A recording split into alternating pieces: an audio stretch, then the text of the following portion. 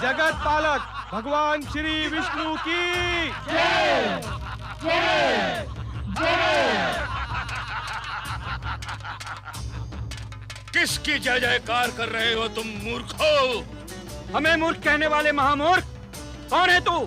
यदि अपने प्राण बचाना चाहते हो तो ये प्रलाप करने से पहले असुर राज नमूची की जय जयकार करो। असुर जय जयकार के नहीं तिरस्कार के पात्र हैं।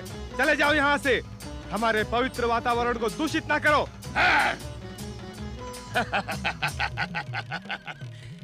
इन अबोध बालकों ने तो तुम्हारी बुद्धि भ्रष्ट कर दी है। इनके भगवान जब तप और व्रत से प्रसन्न होते हैं, हम तो केवल जय जयकार से प्रसन्न हो जाएंगे और तुम्हारा उद्धार कर देंगे। बोलो असुरराज नमूची की जय। कदापि नहीं। चले जाओ यहाँ से। हम चले जाने के लिए यहाँ नहीं आए हैं। हमें भगवान मानो, हमारी जय जयकार करो, अन्यथा हम तुम सबको एक ही प्रहार में समाप्त कर देंगे।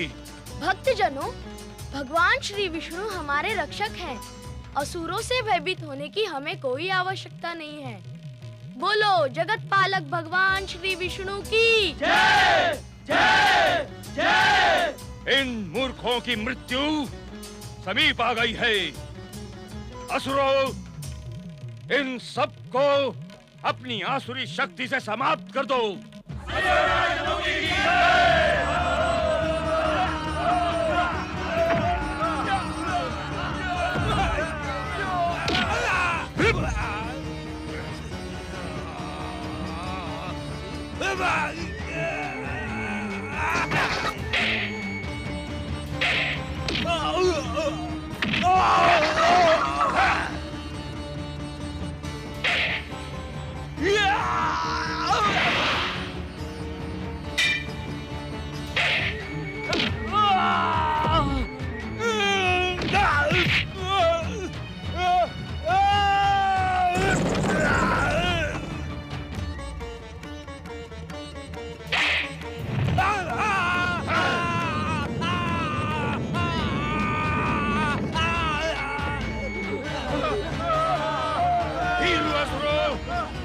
समाप्त न करके तुम स्वयं भाग रहे हो।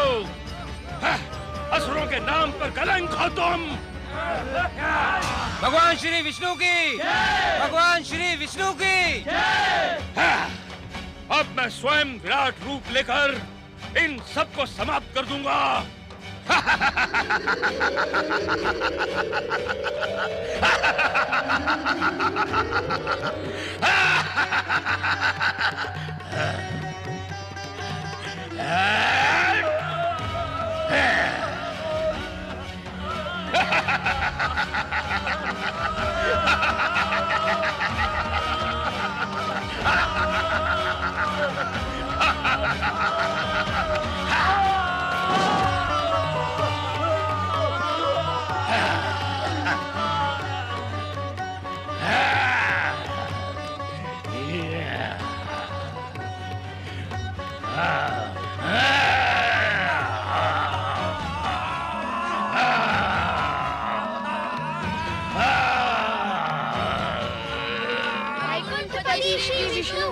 अपने भक्तों की रक्षा करे, रक्षा करे भगवान, रक्षा करे, रक्षा करे भगवान, रक्षा करे। जय श्री हरि, जय श्री हरि, जय श्री हरि, जय श्री हरि, जय श्री हरि। सुदर्शन, हमारे भक्तों की रक्षा हेतु प्रयाण करो। हरि के पिट्ठुओं, मैं अपनी आसुरी शक्ति से तुम्हारा सर्वनाश कर दूंगा।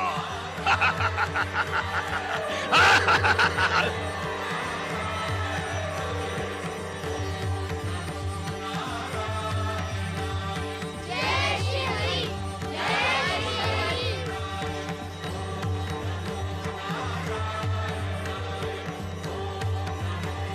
जय श्री हरि, जय श्री हरि,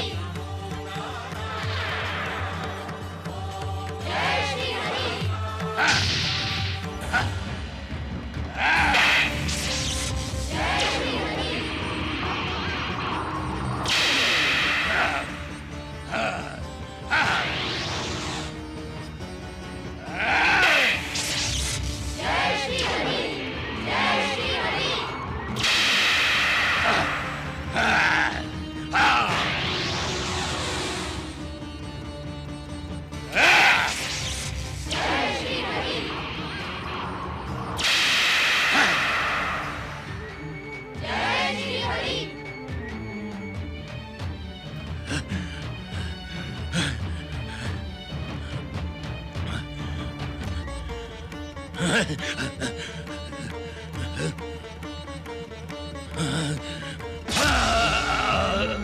अन्याय!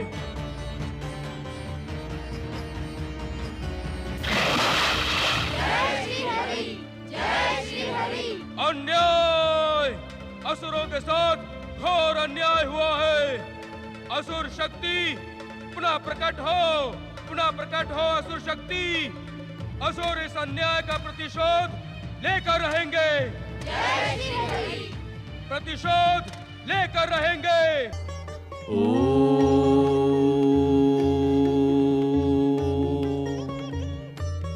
स्वामी, अकारण ही मेरा मन उद्विग्न क्यों हो रहा है? पुत्र के दुख से माता का उद्विग्न होना अकारण नहीं है देवी सरस्वती। अर्थात?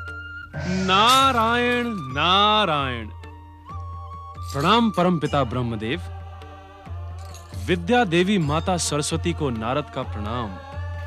नारद, तुम्हारे आगमन से ब्रह्मलोक का वातावरण भक्तिमय हो गया है। अब मेरे उद्विग्न मन को शीतलता अवश्य मिलेगी। क्षमा माता, क्षमा। आज मैं अपनी भक्ति से सशंकित होकर ही ब्रह्मलोक आया हूं। नारद, एक भक्त को तो सदा अपने भगवान की भक्ति से प्रसन्न तथा प्रफुल्लित रहना उचित होता है। भक्त का आभूषण तो अपने भगवान पर विश्वास है नारद, संदेह नहीं। स्वामी, नारद के मन की पीड़ा सुन तो लें। संभवतः नारद के दुख से ही मेरा मन भी उद्विग्न हुआ हो। तुम्हारी उद्विग्नता का कारण नारद का दुख ही है देवी। कहो नारद। आपके वक्षस्थल से जन्म लेकर ही नारद आपका मानस पुत्र कहलाया परमपिता। प्रकट होते ही श्री नारायण मंत्र देकर आपने जगदीश्वर श्री विष्णु की भक्ति के प्रचार प्रसार के लिए मुझे प्रेरित किया। परंतु कहकर तुम शांत क्यों हो गए नारद? अपनी बात निसंकोच कहो। कैसे कहूं माता, कैसे कहूं? मेरे आराध्य जगदीश्वर श्री विष्णु ने 4 बाल योगियों को प्रकट कर भक्ति प्रचार का मेरा निर्धारित कार्य उन्हें प्रदान कर दिया है। वे चारों पृथ्वी लोक पर जप, तप, व्रत और जगत पालक श्री विष्णु की भक्ति का प्रचार कर रहे हैं और स्वयं श्री विष्णु अपने चक्र सुदर्शन से उनकी रक्षा कर रहे हैं। अब उनके सम्मुख तो मेरा अस्तित्व ही समाप्त हो गया। मेरे लिए तो कोई भी कार्य शेष नहीं बचा परमपिता। भक्त शिरोमणि नारद, तुम इस रहस्य से अपरिचित तो नहीं? स्वयं को खोकर ही भगवान को पाया जा सकता है। भक्ति की श्रेष्ठता अस्तित्व में नहीं, समर्पण में सुरक्षित है नारद। कहीं तुम्हारे मन में ईर्ष्या का प्रवेश तो नहीं हो गया पुत्र नारद? नारायण नारायण। मैं स्वयं नहीं जानता माता कि मेरे मन में ईर्ष्या उपजी है या भक्ति का प्रचार न कर पाने का दुख। किंतु यदि मुझसे कोई भूल हुई हो तो आप दोनों मुझे अज्ञानी जानकर क्षमा करें, मेरा मार्गदर्शन करें। अपनी भूल स्वीकार कर लेना ही भक्त की श्रेष्ठता का कारण बन जाता है। जप, तप, व्रत का शुभारंभ करने के उद्देश्य से जगदीश्वर श्री विष्णु ने अपने अंशावतार के रूप में 4 बाल योगियों को प्रकट किया। उन बाल योगियों द्वारा स्थापित परंपरा को भक्ति और श्रद्धा के साथ जोड़कर तुम्हें ही आगे बढ़ाना है नारद। और ये कार्य तुम्हारे जैसा समर्थ नारायण भक्त ही संपन्न कर सकता है नारद। अतः जगत पालक श्री विष्णु का स्मरण करते हुए स्वयं को उन्हीं की शरण में डाल दो, समर्पित कर दो। वे भक्त वत्सल हैं। हम सब के हित में जो उचित होगा वे वही करेंगे। नारायण नारायण। ऐसा ही करूंगा माता। अब तुम शीघ्रता से जगदीश्वर भगवान विष्णु की शरण में वैकुंठ जाओ। माता लक्ष्मी सहित भगवान श्री हरि किसी विशेष कार्य के लिए तुम्हारी प्रतीक्षा कर रहे हैं नारद। आपका आदेश शिरोधार्य है परमपिता। प्रणाम। प्रणाम माता। महादेवी लक्ष्मी, नारद तो भक्ति का उदाहरण है। उसकी भक्ति पर संदेह ना करो। 4 बाल योगियों के प्रति नारद के मन में ईर्ष्या नहीं, अपितु अपने योग्य कार्य ना मिलने का दुख है। आपने नारद नाम का जप ही प्रारंभ कर दिया स्वामी।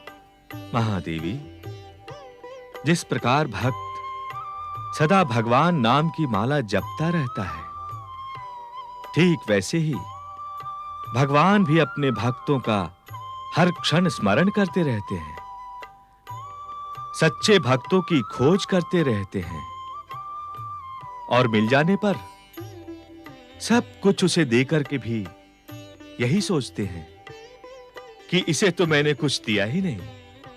नारायण नारायण।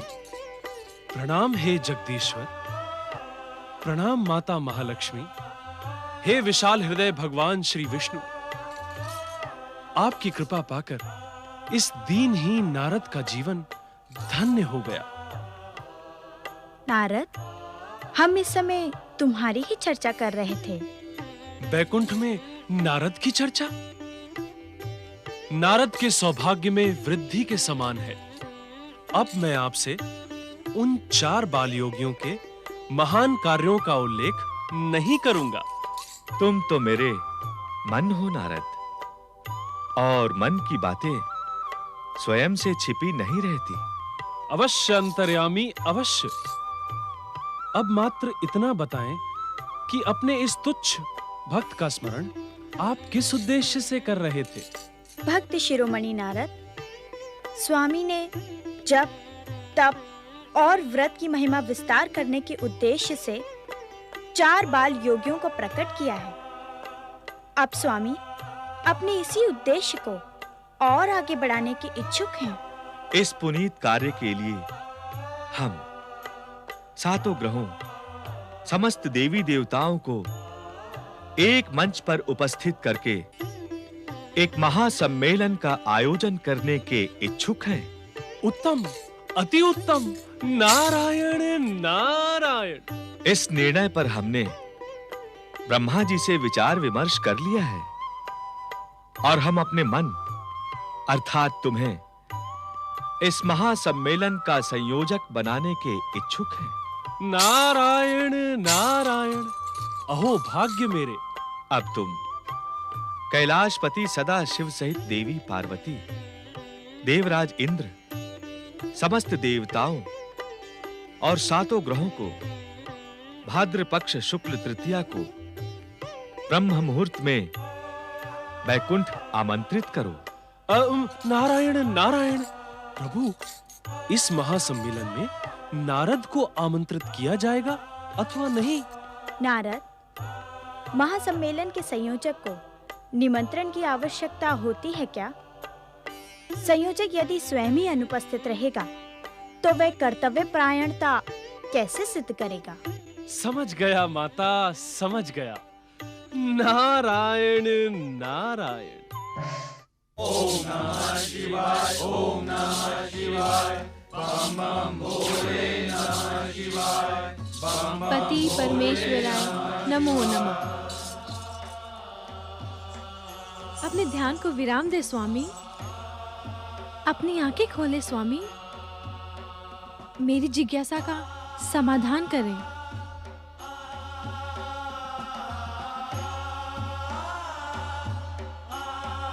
कैलाशपति भगवान भोलेनाथ तथा शक्ति माता पार्वती की जय। हमें ज्ञात है देवी पार्वती कि तुम असुरों के भविष्य की जिज्ञासा लेकर हमारे सम्मुख उपस्थित हुई हो। तो मेरे पूछने से पूर्व ही मेरी जिज्ञासा का समाधान करें स्वामी। जगदीश्वर श्री विष्णु ने अपने अंशावतार 4 बाल ऋषियों की सुरक्षा के लिए असुरों पर प्रहार किया है। उससे क्रोधित असुरों की अब गतिविधियां क्या होंगी?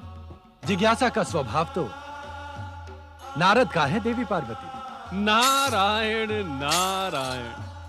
ओम नमः शिवाय। देखा तुमने, नारद अपनी जिज्ञासा को नवीन आकार देने के लिए बिना संकेत किए शांत रहकर हमारी चर्चा सुन रहे थे। जय जय शिव शंकर। भोलेनाथ, जिस प्रश्न ने विगत कई दिनों से स्वयं मेरा चित्त उद्विग्न कर रखा था, आज उसी प्रश्न को माता के श्रीमुख से सुनकर मेरा शांत रहना तो स्वाभाविक ही था। भोलेनाथ, अब तो माता की जिज्ञासा का समाधान करें। माता की जिज्ञासा का अथवा तुम्हारी उद्विग्नता का?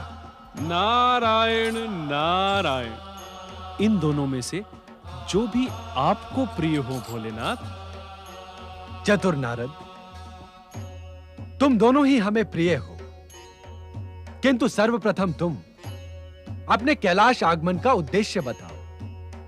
उसके पश्चात ही तुम दोनों को अपने प्रश्नों का समाधान मिलेगा। देवाधिदेव महादेव जगदीश्वर भगवान विष्णु जप, तप और व्रत की महिमा से जन जन को लाभ पहुंचाने के इच्छुक हैं। सुंदर, अति सुंदर।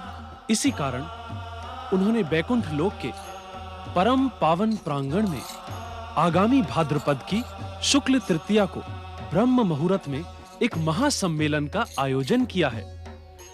आयोजन की सफलता के लिए आप दोनों की उपस्थिति प्रार्थनीय है भोलेनाथ। मैं भगवान विष्णु का यही सादर सप्रेम निमंत्रण लेकर आपकी सेवा में उपस्थित हुआ हूं। महासम्मेलन के संयोजक नारद, तुम्हारे और देवी पार्वती के मन में उठ रहे प्रश्नों का समाधान उसी महासम्मेलन में होगा। नारायण नारायण, जैसी आपकी इच्छा भोलेनाथ। तो अब जाओ, समस्त देवताओं तथा सातों ग्रहों को जगदीश्वर श्री विष्णु की भक्ति का पाठ पढ़ाते हुए आमंत्रित करो। नारायण नारायण।